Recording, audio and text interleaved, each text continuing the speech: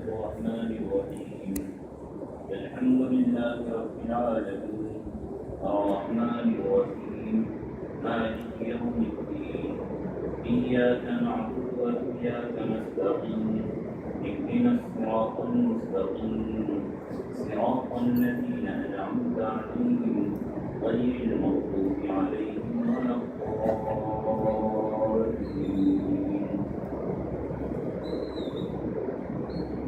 تذکرہ چل رہا ہے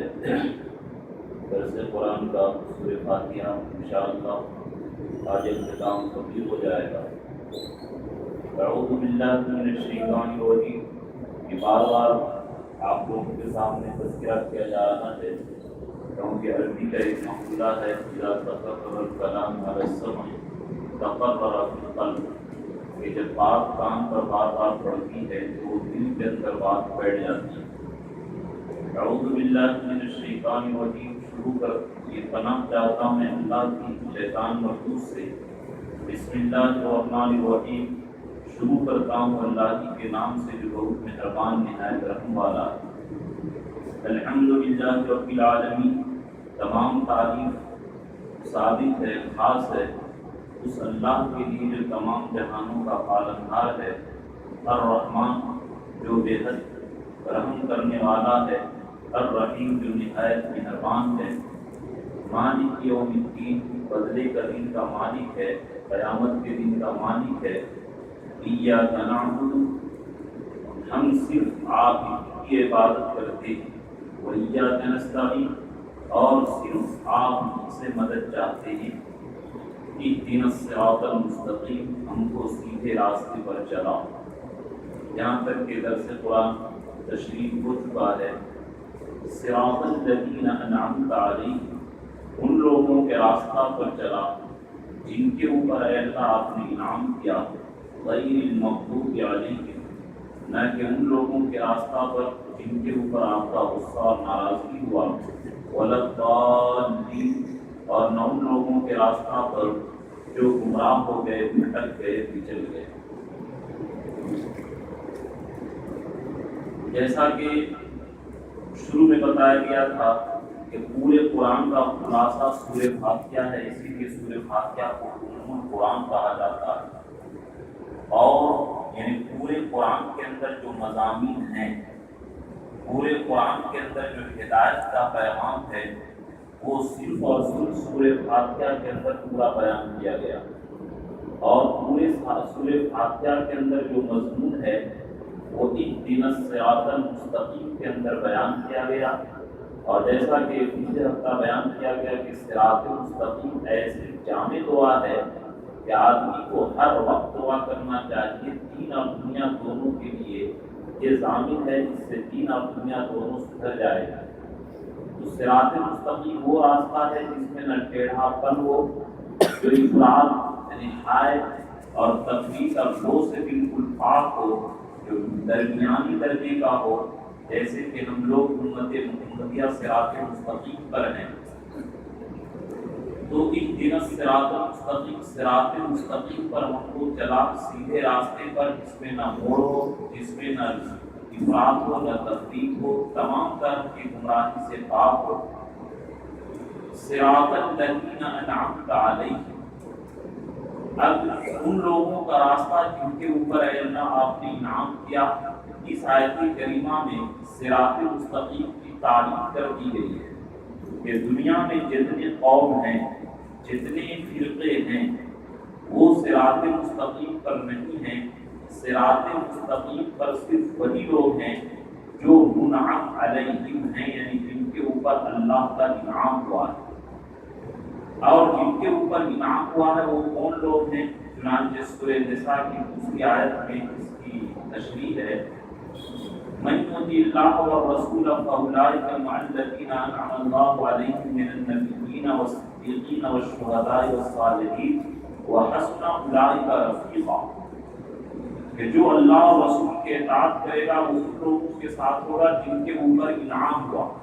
اور جن کے اوپر انعام ہوا قرآن پاک نے 4 لوگوں کو بیان کیا. ایک نبی، دوسرا صدیقین کی جماعت، تیسرا شہداء کی جماعت اور تیسرا دوسرا صالحین کی جماعت، یہ چار طبقے کے لوگ انعمت علیہم ہیں۔ کہ ہم نے جو کہا کہ صراط الذین انعمت علیہم کہ اے اللہ سیدھے راستے پر چلائیے، اور ان لوگوں کے راستے پر جن کے اوپر انعام ہوا تو وہ کون لوگ ہیں؟ چار طرح کے لوگ ہیں، نبیوں کی جماعت، صدیقوں کی جماعت، شہداء کی جماعت اور صالحین کی جماعت، یہ منعم علیہم ہیں، انعمت علیہم لوگ ہیں۔ لہذا جو آدمی ان چاروں لوگوں کے طریقے پر چلے گا وہ سمجھیے کہ صراط مستقیم پر ہے، اور جو آدمی ان چاروں لوگوں کے طریقہ پر سے ہٹ گیا تو وہ صراط مستقیم پر نہیں چل رہا ہے۔ تو یہ بڑی جامع دعا ہے، پورے قرآن کا خلاصہ اور مغز ہے، اور صراط مستقیم کی تعریف بھی کر دی گئی کہ صراط مستقیم انہی لوگوں کے اوپر، انہی لوگوں سے ملے گی جو منعم علیہم ہیں، وہ نبیوں کی جماعت، صدیقوں کی جماعت، شہداء کی جماعت اور صالحین کی ہے۔ نبی ہر ایک جانتے ہیں کہ نبی وہ لوگ کہلاتے ہیں جن کو اللہ تعالیٰ بھیجے، وحی دے کر کے فرشتے آتے ہیں، ان کو نبی کہتے ہیں۔ اور صدیقین کن کو کہتے ہیں؟ صدیق وہ ہیں جو ظاہری اور باطنی ہر اعتبار سے نبی کی پیروی کرے، اور نبی کی اتنی پیروی کرے کہ بالکل نبی کا سچا ہو جائے۔ اس لیے سب سے بڑا امت میں صدیق کا لقب پانے والے حضرت ابو بکر صدیق رضی اللہ تعالیٰ عنہ ہیں، جنہوں نے سب سے زیادہ رسول کی ظاہر اور باطنی اعتبار سے سچائی کا اظہار کیا، اور اپنے نبی کے عشق میں اور نبی کے محبت میں یہ سچے ہیں۔ شہداء وہ لوگ کہلاتے ہیں جو اللہ کے دین کے لیے اپنی جان تک کو قربان کر دیتے ہیں، اور صالحین وہ لوگ کہلاتے ہیں جو نبی صلی اللہ علیہ وسلم کی اپنی نبی کی پیروی کرے، ہر چیز میں، لباس میں، چہرہ میں، عقیدے میں، ہر چیز کے اندر، جن کو عام طور پر ہم لوگ دیندار اور صلحاء اور نیک لوگ کہتے ہیں۔ یہ قرآن پاک نے بیان کر دیا کہ صراط مستقیم، حالانکہ آگے صراط القرآن یا صراط الرسول کہہ دیتے تو کافی تھا، لیکن قرآن پاک نے مثبت اور منفی طور پر صراط مستقیم کو واضح کیا کہ صراط مستقیم ان لوگوں کے راستے پر ملے گا جن کے اوپر انعام ہوا، یعنی نبی، صدیقین، شہداء، صالحین، ان چاروں لوگوں کی پیروی کرو گے تو صراط مستقیم ملے گا۔ اور ساتھ میں کیا ہے؟ غیر المغضوب علیہم ولا الضالین، جن کے اوپر اللہ کا غضب، اللہ کی ناراضگی، اللہ کی فٹکار ہوئی ہے، یہودی لوگ، ان کے راستے سے تم ہٹ جاؤ۔ اسی طرح جو لوگ گمراہ ہوتے ہیں، نصارہ لوگ، عیسائی لوگ، ان کے راستے سے ہٹ جاؤ۔ تو جس طریقے سے اے سی جب چلتی ہے ٹھنڈک حاصل ہونے کے لیے دو شرط ہے، پہلی یہ کہ اے سی چلے بھی، اور دوسرا یہ کہ باہر سے گرم ہوا نہ آئے تو جا کر کے روم ٹھنڈا ہوگا۔ اسی طرح ہدایت اور صراط مستقیم کی ہدایت ملنے کے لیے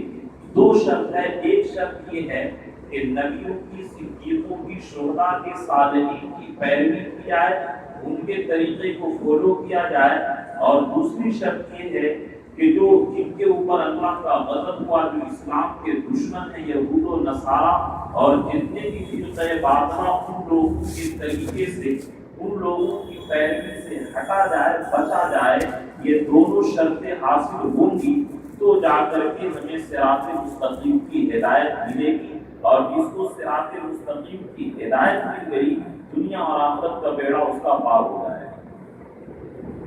تو یہ صراط مستقیم سب سے اہم چیز ہے، اس کے لیے نبی صلی اللہ علیہ وسلم دعا کرتے تھے، جیسا کہ پچھلے ہفتہ بیان ہو چکا۔ تو بہرحال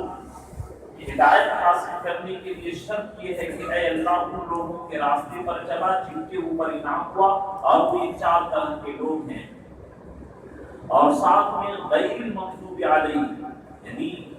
جو آپ لوگ شاید انگلش میں پازیٹیو اور نیگیٹو دونوں کہتے ہیں، وہ دونوں طریقے سے خاص بیان کر دیا، مثبت اور منفی۔ ہم لوگ عربی میں کہتے ہیں کہ مثبت طریقہ یہ ہے کہ منعم علیہم کے راستے پر چلا جائے، اور منفی طریقہ یہ ہے کہ غیر المغضوب علیہم ولا الضالین سے بچا جائے، تو جا کر کے صراط مستقیم کی ہدایت حاصل ہوگی۔ یہاں پر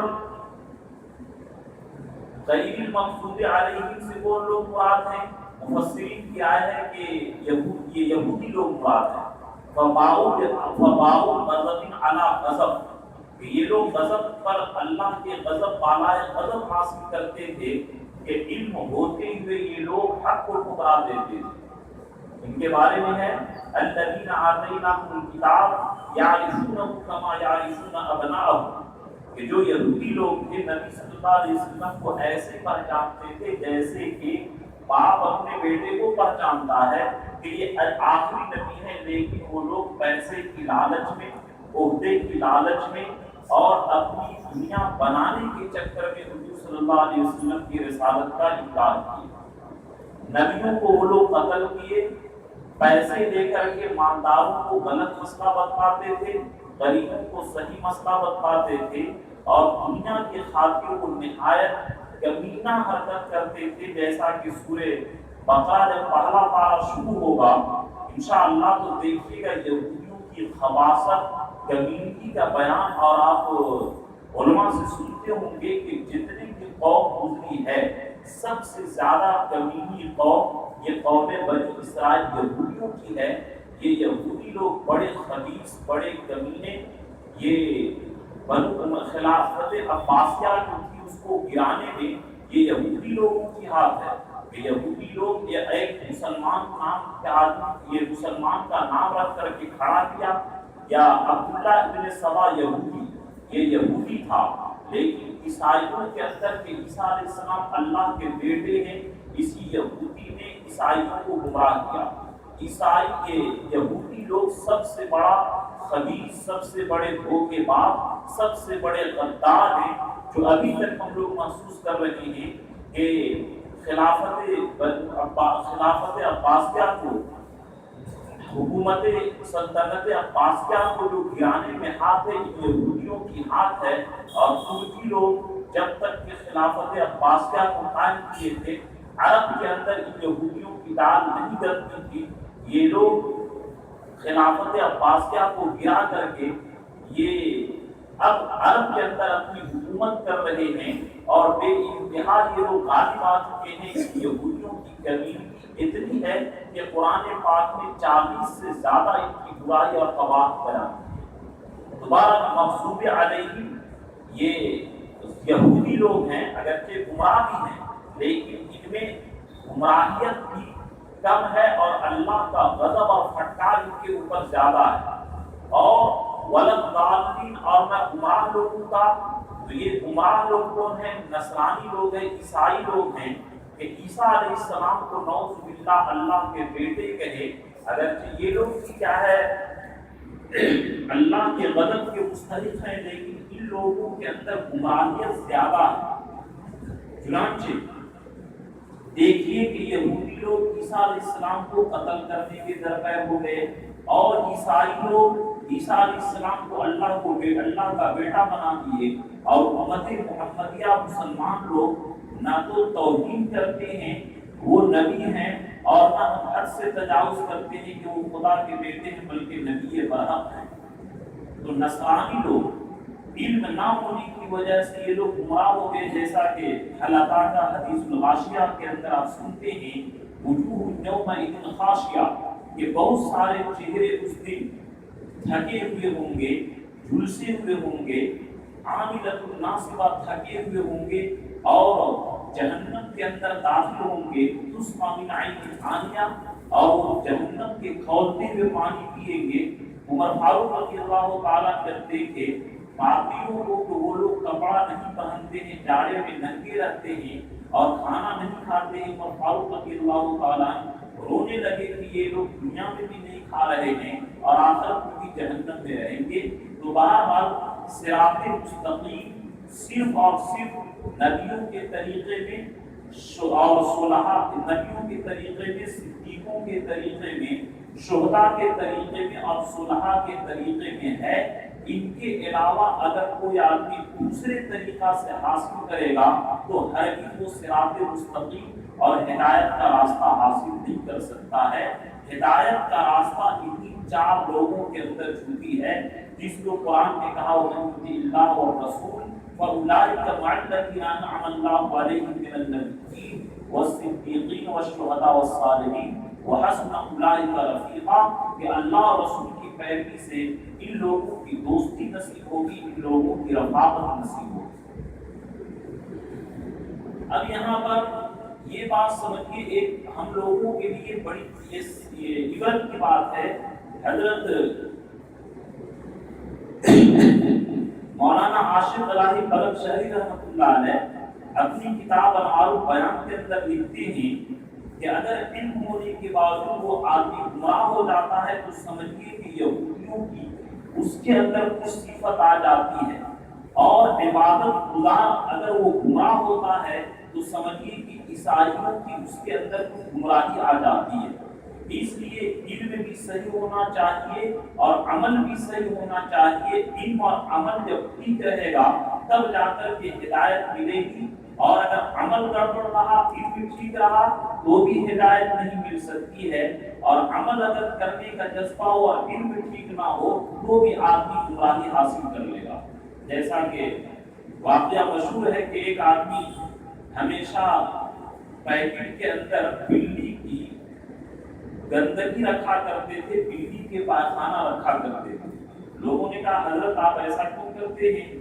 تو انہوں نے کہا کہ میں نفس کی مخالفت کرتا ہوں، جب میری طبیعت خوشبو سونگنے کی چاہتی ہے تو میں پیکٹ سے بلی کا پائخانہ نکال کر کے سن لیتا ہوں، اور اسی طرح وہ نماز پڑھتے تھے۔ دیکھیے علم عمل کا تو جذبہ تھا، لیکن علم نہیں تھا تو وہ زندگی بھر ناپاکی اٹھا کر نماز پڑھتے رہے، ان کی نماز ہی نہیں ہوئی۔ تو علم صحیح نہیں رہے گا وہ بھی آدمی گمراہ ہو جائے گا، اور علم ہے لیکن اللہ کا ڈر اور تقویٰ نہیں ہے، علم کے مطابق عمل نہیں ہے، جیسا کہ یہودی لوگوں کو علم تھا لیکن یہ نفسانیت کے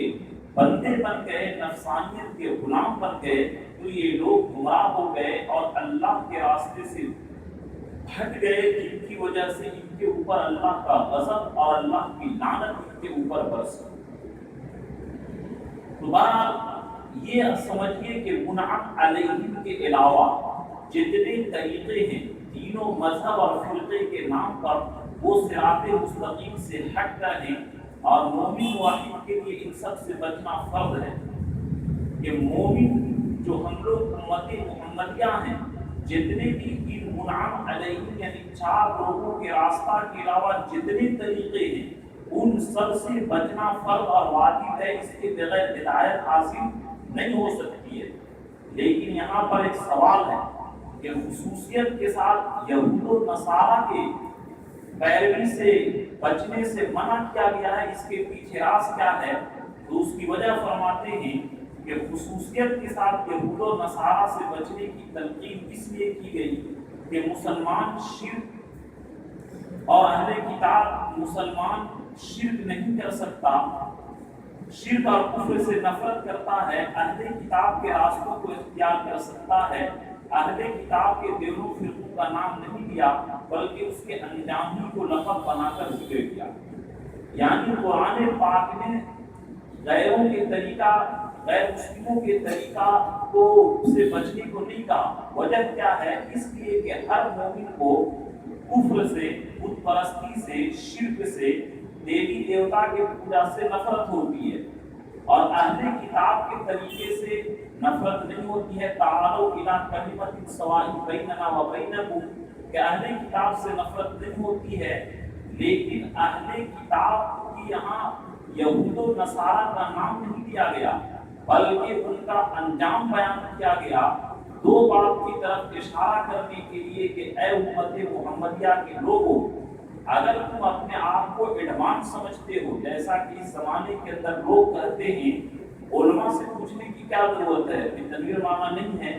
ان کو ایک نوز باللہ ایک مردود زمانہ بہکانے آیا کہ سورہ طلاق میں تو کہیں نہیں ہے حلالہ کا حکم، 3 طلاق کا حکم تو قرآن میں نہیں ہے۔ ہم سے بات ہوئی تو ہم نے کہا سورہ بقرہ کے اندر ہے، اور ہم سے بات کیجیے گا وہ ہم سے ملا نہیں۔ تو اس طریقے سے لوگ گمراہ کرتے ہیں، اور وہ کہتے ہیں کہ علماء سے سیکھنے کی کیا ضرورت ہے، بزرگوں کی سے پیروی کی کوئی ضرورت نہیں ہے، بزرگوں سے صحبت حاصل کرنے کی ضرورت نہیں۔ اس کے اندر اسی بات کی طرف اشارہ ہے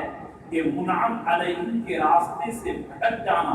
غضب و ضلالت کا سبب ہے کہ نبیوں، صدیقوں، شہداء اور صالحین ان کے طریقے پر تم نہیں چلو گے تو تم گمراہ ہو جاؤ گے، اللہ کے راستے سے بھٹک جاؤ گے۔ دوسرا یہ کہ صراط مستقیم کے خلاف صرف یہود و نصارہ کا راستہ نہیں ہے، بلکہ جو بھی یہود و نصارہ کے عقائد اور کتاب، اوصاف و اخلاق اختیار کرے گا وہ مغضوب علیہ اور ظالمین کے اندر داخل ہوگا کہ جتنے بھی دنیا کے اندر ہیں، اگر یہ لوگ یہود و نصارہ کی طرح اپنے کردار کو اور اخلاق کو بنائیں گے تو جس طرح یہود و نصارہ پر اللہ کا غضب اور گمراہی برسی ہے، اسی طرح چاہے وہ جس ملت کا ماننے والا ہو، مومن یہ منعم علیہ جن کے اوپر انعام ہوا ان کے راستے سے ہٹک جائے اور ان یہود و نصارہ کی پیروی کرنے لگے تو ان کے اوپر بھی اللہ کا غضب اور اللہ کا فتاق اور گمراہی حاصل ہو جائے گا۔ اب میرے دوستو، ہم لوگ غور کیجیے کہ اپنے عبادت میں، اخلاق میں، رہن سہن میں، کپڑا پہننے میں، شادی بیاہ میں ہم دوسرے کی بات نہیں کرتے، ہم جیسے دیندار لوگ اگرچہ ہم آپ کے سامنے تقریر کرتے ہیں اور ہر وقت بولتے ہیں کہ کامیابی محمد رسول اللہ کے اندر ہے، لیکن شادی بیاہ میں فتویٰ بھی عورتوں کا چلتا ہے اور حکومت بھی عورتوں کی چلتی ہے۔ کوئی عورت نہیں، مولانا اور مفتی سے مسئلہ پوچھتے ہیں وہاں تو حکومت بھی عورتوں کی چلتی ہے اور فتویٰ بھی الغرض یہ کھڑے ہو کر کے کھانا، لباس کے اندر، کلچر کے اندر، اور افسوس ہے کہ لوگ پاپا اور ممی کہلواتے ہیں۔ یہ ہر چیز کے اندر، یعنی کسی بھی چیز کے اندر یہود و نصارہ کی پیروی نہیں ہونی چاہیے۔ ہر چیز کے اندر ادخلوا فی السلم کافہ، مکمل اسلام کے اندر داخل ہو جاؤ، ایک ذرا بھی یہود و نصارہ کی پیروی نہیں ہونی چاہیے۔ تو اگر مسلمان ہو کر کے نعوذ باللہ یہودوں کی کلچر کو، ان کے طریقے کو، ان کے رہن سہن کو، ان کے کلچر کو پسند کرتا ہے تو اگرچہ وہ کفر میں تو داخل نہیں ہوگا، لیکن قرآن پاک میں 6-7 دن قبل تلاوت کر رہا تھا، افسوس ہے کہ میں حافظ نہیں ہوں، آیت کریمہ یاد نہیں رہی، لیکن یا ایھا الذین آمنوا لا تتخذوا اولیاء، یا ایھا الذین آمنوا لا تتخذوا اليہود والنصارى اولیاء بعضهم اولیاء بعض، کہ اے ایمان والو یہود و نصارہ کو دوست مت بناؤ، ان میں سے بعض کا دوست ہیں۔ اور آگے جو مفہوم ہے آیت کا کہ اگر تم یہود و نصارہ کی پیروی کرو گے تو ہدایت کے راستے سے بھٹک جاؤ گے۔ تو اگر آدمی کتنا بڑا نمازی، تہجد گزار اور مولانا ہو، مفتی ہو، تبلیغی ہو، کتنا ہی بڑا ہو، لیکن اگر اس کو یہود و نصارہ کی کلچر، ان کا تہذیب، ان کا لباس، ان کے طریقے سے بول چال، ان کے طریقے سے کھانا پینا اچھا لگتا ہے تو اس آیت کریمہ سے یہ پتہ چلتا ہے کہ وہ صراط مستقیم جس کی ہم دعا کرتے ہیں وہ صراط مستقیم حاصل نہیں ہو سکتا ہے۔ صراط مستقیم صرف اور صرف اسی وقت حاصل ہوگا جبکہ ہم نبیوں اور صدیقوں، شہداء اور صالحین کے طریقے کے فالو کریں، تب جا کر کے ہم کو اہدنا الصراط المستقیم، صراط مستقیم کی ہدایت حاصل ہوگی، ورنہ ہم کو صراط مستقیم کی ہدایت حاصل نہیں ہو سکتی ہے۔ اس بات کو ہم لوگ اپنے دل کی گہرائیوں کے اندر بیٹھا لیں۔ اسی لیے اللہ تعالیٰ نے مثبت طریقے سے اور منفی طریقے سے، دونوں طریقے سے یہاں پر ہم لوگوں کو سمجھایا کہ صراط مستقیم اسی وقت ہوگا جبکہ منعم علیہم کی پیروی ہو، اور جو جن کے اوپر گمراہی ہوئی اور جن کے اوپر اللہ کا غضب اور پھٹکار ہوا ان کے راستے سے بچو، تبھی جا کر کے تم صراط مستقیم حاصل کر سکتے ہو، ورنہ نہیں حاصل کر سکتے ہو۔ اب یہاں پر صراط مستقیم کیا ہے؟ اس کو صراط الذین انعمت علیہم غیر المغضوب علیہم ولا الضالین کے اندر بیان کیا۔ یہاں پر ایک تھوڑا سا دماغ کو حاضر رکھیے اور ایک علمی بات ہے اور میں آسان کر کے سمجھانا چاہتا ہوں کہ قرآن پاک میں اختصار ہے۔ یہ واقعہ اس سے کہانی کی کتاب کی عبرت کی کتاب ہے، اس لیے سورہ یوسف ہو یا جہاں بھی ہو مختصر سا واقعہ ذکر کیا جاتا ہے۔ تو یہاں پر صراط مستقیم صراط الذین انعمت علیہم غیر المغضوب علیہم ولا الضالین، یہ لمبی آیت ہو گئی۔ صراط مستقیم کے بجائے صراط الرسول یا صراط القرآن کیوں نہیں کہا؟ اس کی وجہ علماء یہ فرماتے ہیں کہ دیکھیے صراط قرآن یا صراط رسول اس لیے نہیں کہا کہ رسول قیامت تک زندہ نہیں رہیں گے، تو اس میں اشارہ ہے اس بات کی طرف کہ اے امت محمدیہ کے لوگوں، جب رسول تمہارے پاس قیامت تک نہیں رہیں گے، لیکن رسول کے جو پیروکار ہیں صدیقین، شہداء، صالحین، یہ قیامت تک رہیں گے، اس لیے تم نبیوں کے بعد جو اللہ کے رسول کے سچے پیروکار اور سچے عاشق رسول ہوں اور یہ قیامت تک رہیں گے۔ چنانچہ علماء نے لکھا ہے یا ایھا الذین آمنوا اتقوا اللہ وکونوا مع الصادقین، کہ اے ایمان والو اللہ سے ڈرو اور سچوں کے ساتھ رہو۔ اب اس سے آیت کریمہ سے علماء نے یہ لکھا ہے کہ قیامت تک ولی رہیں گے۔ یہ الگ بات ہے کہ پہلے زمانے میں ولیوں کی تعداد زیادہ ہوتی تھی اور اب کم ہو رہی ہے، لیکن قیامت تک سچے لوگ اور ولی لوگ رہیں گے جو نبی کے راستے کو دکھانے والے رہیں گے۔ تو اس میں ایک اشارہ اس بات کی طرف ہے کہ تم نبیوں کے بعد ان کی پیروی کرنا، اور صراط القرآن کیوں نہیں کہا جبکہ پورا قرآن جو ہے صراط مستقیم کی تشریح ہے، اس بات کی طرف اشارہ کرنے کے لیے جیسا کہ اس زمانے کے بعض گمراہ لوگ کے، میں یہاں لوور بازار پرانا تھانہ کے سامنے گزر رہا تھا کہ ایک 18-20 سال کا لڑکا ہوگا، وہ 15-16 سال کو لڑکا کو سمجھا رہا تھا کہ دیکھو یہ علماء نعوذ باللہ غلط بولتے ہیں، ان علماء کی بات پر نہیں رہنا چاہیے، ہم کو خود سے قرآن اور حدیث سمجھ کر کے عمل کرنا چاہیے۔ میرے دوستو، آپ ٹھنڈے دل سے سینے پر ہاتھ رکھ کر کے سوچئے کہ اگر کوئی ڈاکٹر ایسا آ جائے جو کسی سے پریکٹس حاصل نہ کیا ہو، صرف کتاب پڑھ کر کے علاج کرانے لگے، تو آپ اس سے علاج نہیں کرائیے گا، کیونکہ کہیے گا کہ یہ کسی سے پریکٹس حاصل نہیں کیا۔ دنیا کا نقد نقصان آپ کو سمجھ میں آتا ہے، لیکن جو اللہ کے رسول کے جو پیروکار ہیں، غلام ہیں، وہ ٹریننگ اور تربیت دیتے ہیں، ان کی پیروی کرنے کی ضرورت نہیں، کیونکہ آخرت کا نقصان نظر نہیں آ رہا ہے، قیامت کے بھی نظر آئے گا کہ جو وہاں پر کہیں گے کہ ان کو روندو تو وہ پاؤں سے روندیں گے۔ اور اللہ کے نبی کی بخاری کے اندر یہ روایت موجود ہے حدیث کہ تم اپنے آپ کو بچاؤ، آگے زمانے کے اندر ایسے لوگ آئیں گے یاتونکم بالاحادیث ما لم تسمعوا ولا آباؤکم، کہ ایسی حدیث لائیں گے جو گڑھ کر کے جو نہ تم سنے ہوں گے نہ تمہارے باپ دادا، وہ خود بھی گمراہ ہوں گے اور تم کو گمراہ کریں گے، اس لیے ایسے لوگوں سے بچنا۔ تو صراط قرآن اس لیے نہیں کہا، اس بات کی طرف اشارہ کرنے کے لیے کہ کوئی آدمی محض کتاب پڑھ کر کے دینداری حاصل نہیں کر سکتا۔ اس زمانے کے اندر جو شکایت ہے تو علماء پڑھے اور دینداری نہیں ہے، جو پہلے کے اندر تھا، پہلے پڑھ کر کے لوگ اپنے شیخ کے یہاں تربیت حاصل کرتے تھے۔ اب ماں باپ کی طرف سے دباؤ ہوتا ہے کہ پیسے کما کر کے دو، یا کسی مسجد مدرسے کی خدمت میں لگ گئے تو مسجد مدرسے والے چھٹی نہیں دیتے، اور آگے اگر تربیت کے لیے کسی شیخ کے پاس، پیر کے پاس جانا چاہے تو مسجد مدرسے والوں کو چھٹی دینا چاہیے کہ جب یہ جو پڑھا ہے ان بزرگوں کی برکت سے، جس طرح کوئی آدمی انجینئر، ڈاکٹر، باورچی ایک معمولی درجے کا صرف کتاب پڑھ کر کے نہیں بن سکتا بغیر استاد کی نگرانی میں اور تربیت کے، تو یہ علم جو صراط مستقیم ہے یہ بغیر تربیت کے کیسے حاصل ہو سکتی ہے؟ تو اس لیے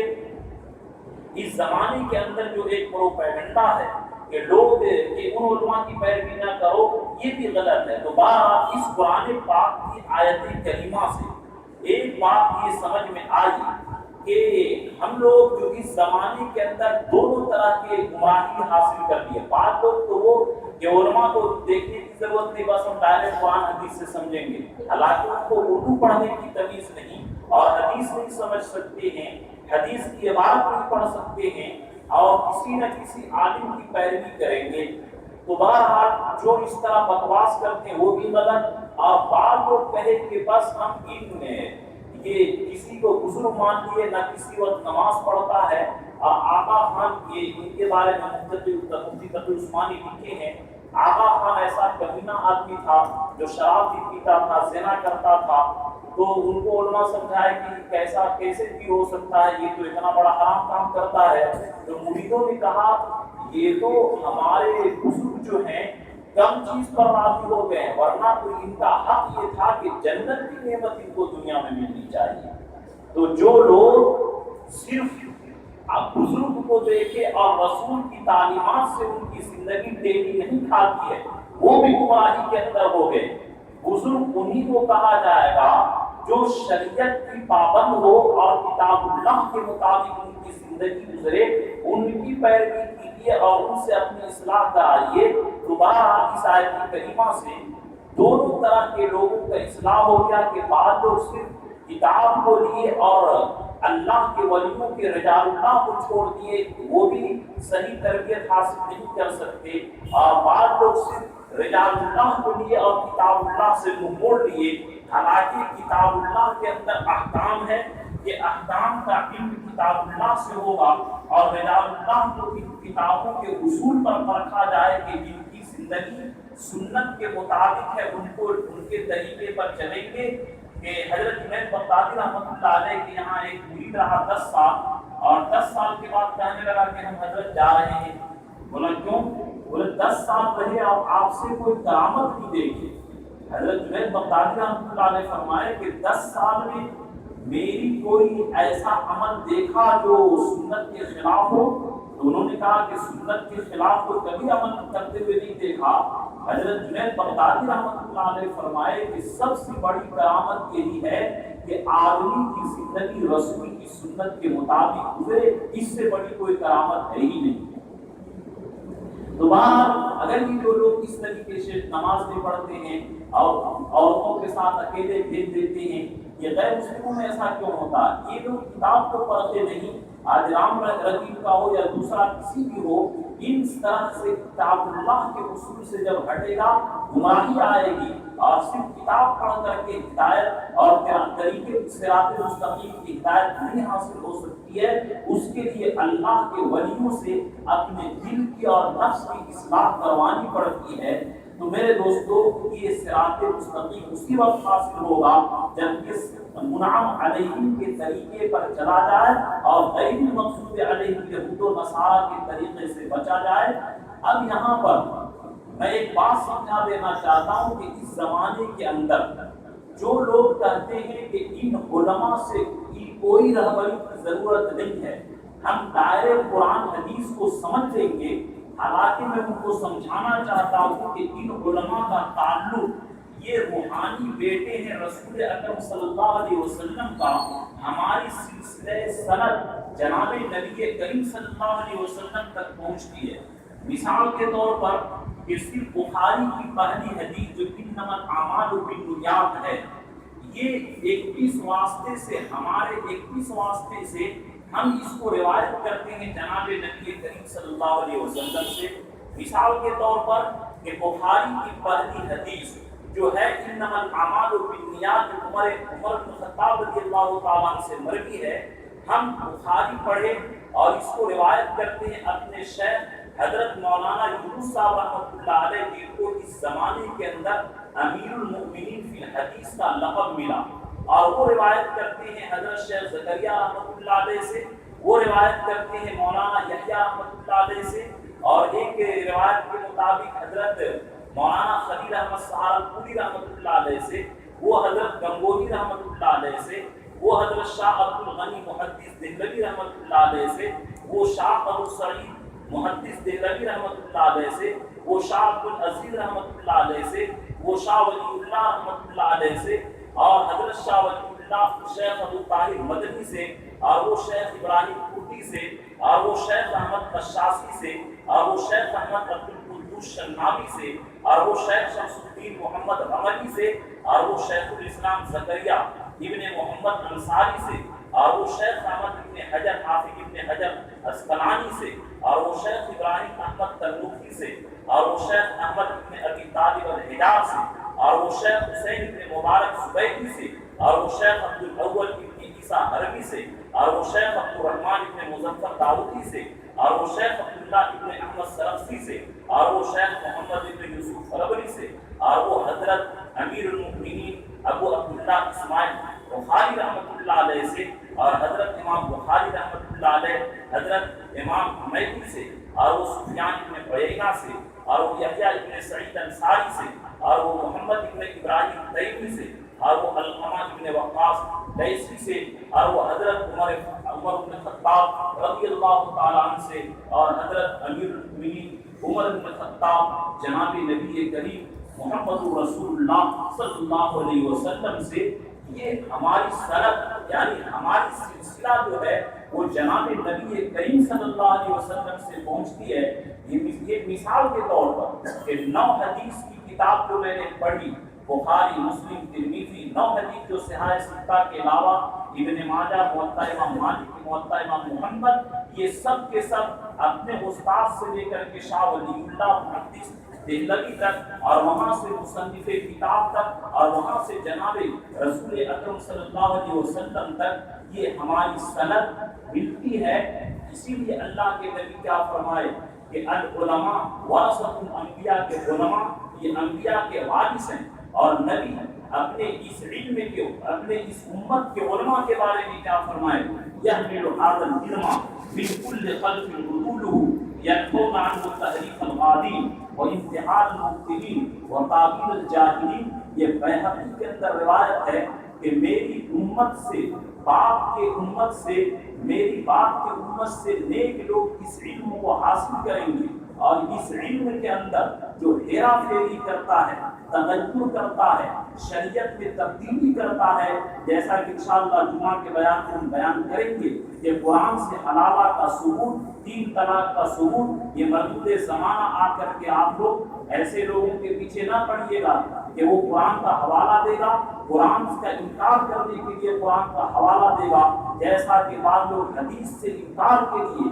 حدیث کی رٹ لگاتے ہیں، حالانکہ ان کا مقصد حدیث سے انکار ہوتا ہے۔ کہ اللہ کے نبی فرمائے کہ میری اس امت کے علماء یہ علم کو حاصل کریں گے، جو علم کے اندر تبدیلی سے، ہیرا پھیری سے، گھوٹالہ سے جو لوگ کرتے ہیں ان کو بدلیں گے، وہ انتحال المبتلین، اور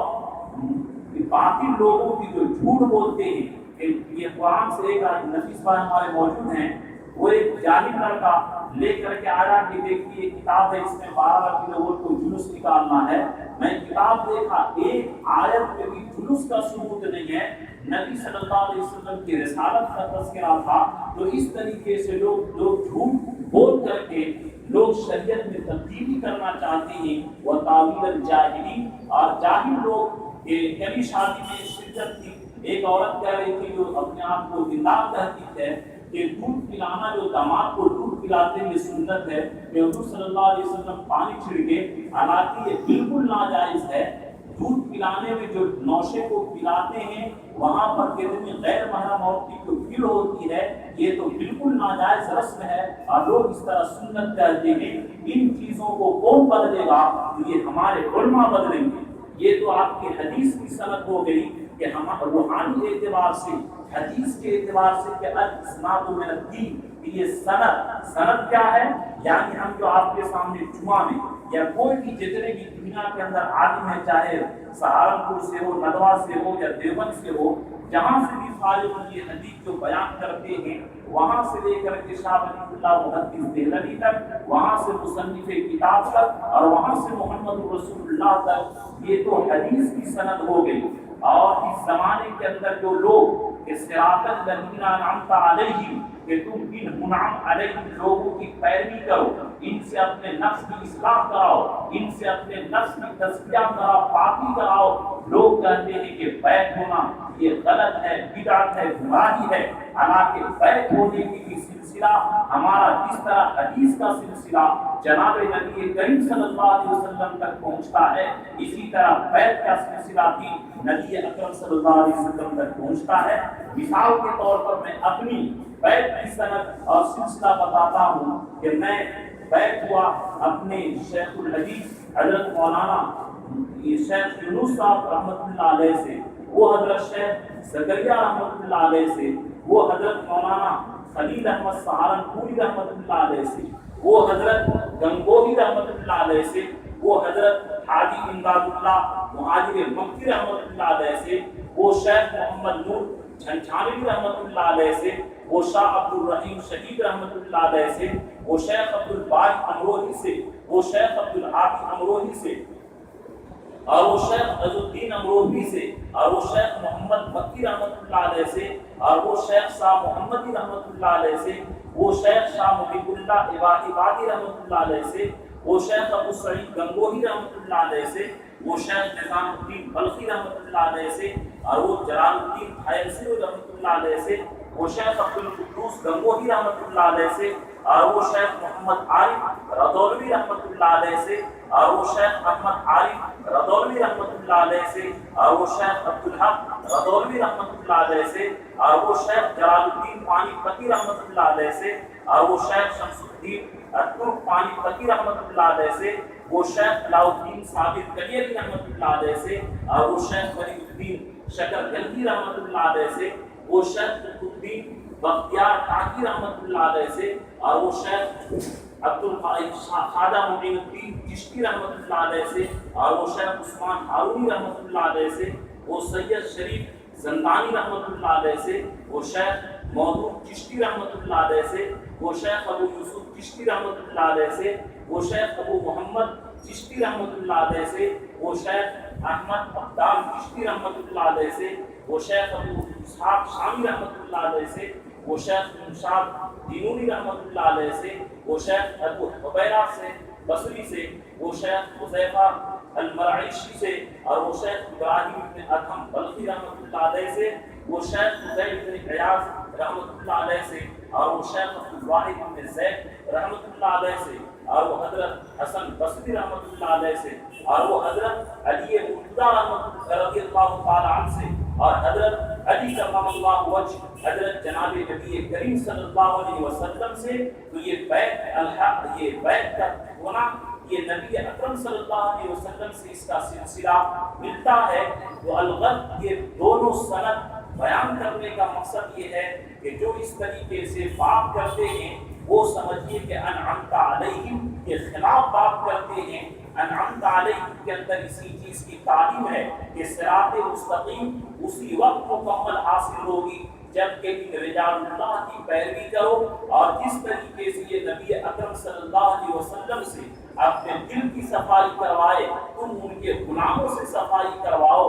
اور دوسرا یہ کہ نبی کے پہلو کہ غیر المغضوب علیہم یعنی ان کے علاوہ جتنے بھی گمراہ فرقے ہوں، چاہے وہ جس شکل کے اندر وہ فرق یا جماعت کی شکل میں، ان تمام لوگوں کے طریقے سے پرہیز کرو، اسی وقت تم کو صراط مستقیم حاصل ہوگا۔ اور جب صراط مستقیم حاصل ہو گیا تو گویا پورے قرآن کی ہدایت اور پورے قرآن کی برکت اور پورے قرآن کے اوپر ہمارا عمل ہو گیا۔ یہ کہ پورا یہ قرآن پاک کے اندر جو مضمون ہے وہ سورہ فاتحہ کے اندر، اور جو سورہ فاتحہ کے اندر ہے وہ اہدنا الصراط المستقیم ہے۔ گویا اہدنا الصراط المستقیم، صراط مستقیم جس کو حاصل ہو گیا گویا پورے قرآن کی ہدایت اس کو حاصل ہو گئی۔ اور یہ صراط مستقیم انہی دو طریقے سے حاصل ہوگا کہ ان منعم علیہم کی پیروی کی جائے، اور مغضوب علیہم والضالین ان یہود و نصارى ان کے تمام کلچر، ان کے تمام رہن سہن، ان کے عقائد، ان کے اسٹائل، تمام چیزوں سے بچا جائے، تب جا کر کے صراط مستقیم حاصل ہوگا۔ اللہ ہم سبوں کو صراط مستقیم کی پیروی عطا فرمائے، اور ان اکابرین سے اپنے دل کی اصلاح کرانے کی توفیق عطا فرمائے۔ آمین وآخر دعوانا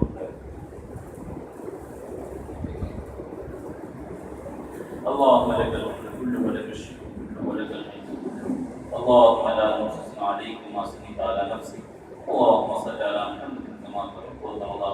يا قيوم برحمتك نستغيث اللهم اصلح لنا شاننا كله ولا تكلنا الى انفسنا طرفة عين۔ اے اللہ ہم لوگ جو قرآن پاک کی درس میں بیٹھے ہیں، اے اللہ ہم نے جو کہا کرنے والا بھی محتاج ہے، اے اللہ ہماری سامعین بھی محتاج ہیں، اے اللہ کہنے اور سننے دونوں لوگوں کو اے اللہ قرآن کی ہدایت کی بات ہوئی، اے اللہ ہمارے دلوں کی گہرائیوں میں داخل کر دے۔ اے اللہ جس طرح ہم نے حدیث بیان کی کہ جب الحمدللہ رب العالمین پڑھتا ہے تو اے اللہ آپ سے بات کرتا ہے۔ اے اللہ سورہ فاتحہ کس طرح پڑھنے کی توفیق عطا فرما، کس طرح آپ سے بات کرنے کی لذت حاصل ہوتی ہے۔ اے اللہ جس طرح نماز پڑھنے کی توفیق عطا فرما، صراط مستقیم میں عنایت فرما۔ اے اللہ آپ کی سے مدد مانگنے کی توفیق عطا فرما۔ اے اللہ آپ کی عبادت کی توفیق عطا فرما۔ اے اللہ تمام قرآن کے خلاف شرک و کفر سے ہمیں بچائیے۔ اے اللہ ہمیں جو بیمار ہے شفائے کلی عطا فرما، جو مقروض ہے قرض کی ادائیگی سے شکر